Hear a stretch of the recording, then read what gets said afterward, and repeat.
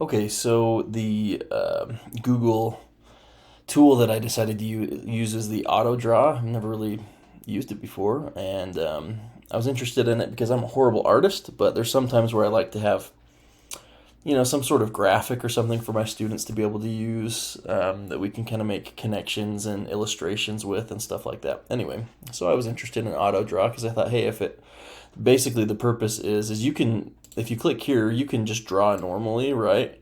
And just draw a picture or whatever. Like here's, I do stick figures a lot with my students because I'm just a terrible artist. Right, you can do that.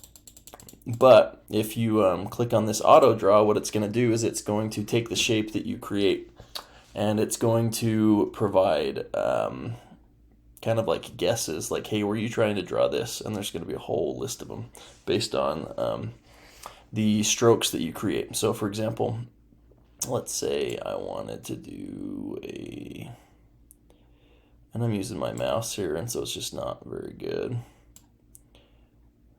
I'm doing a house.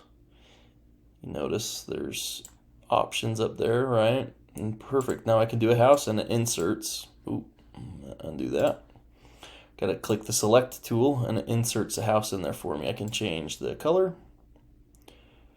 Let's go with black.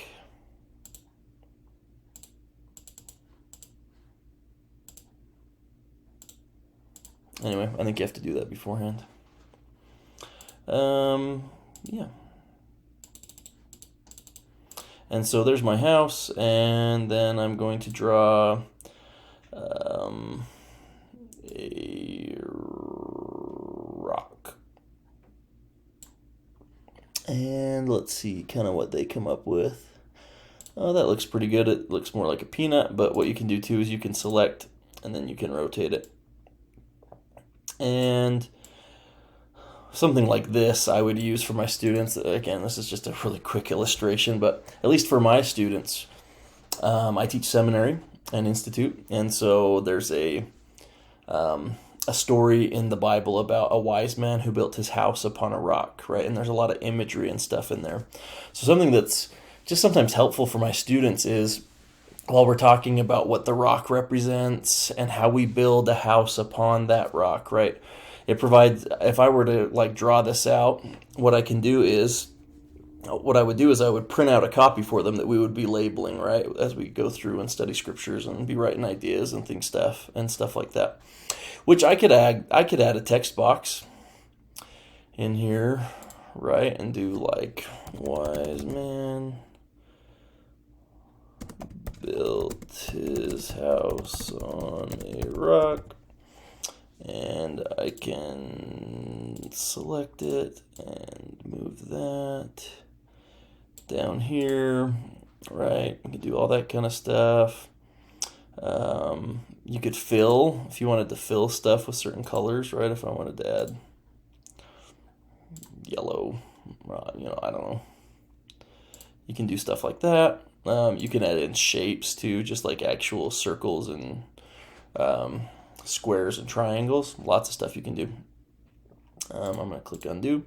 But then if I wanted to actually use this, I'd click on these three here and I'd click download. And what happens is you can kind of see it at the bottom of my screen here. It's a little cut off, but it downloads a PNG format image, which I can go in and crop and whatnot and create a PDF out of it, or just print it out as a PNG, right?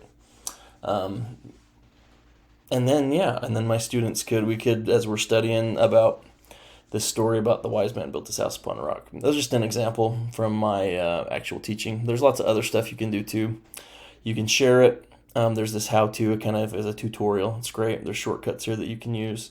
This is about like the artists and what they did. You can change the sizes that you're drawing on and the orientations that you're drawing on as well.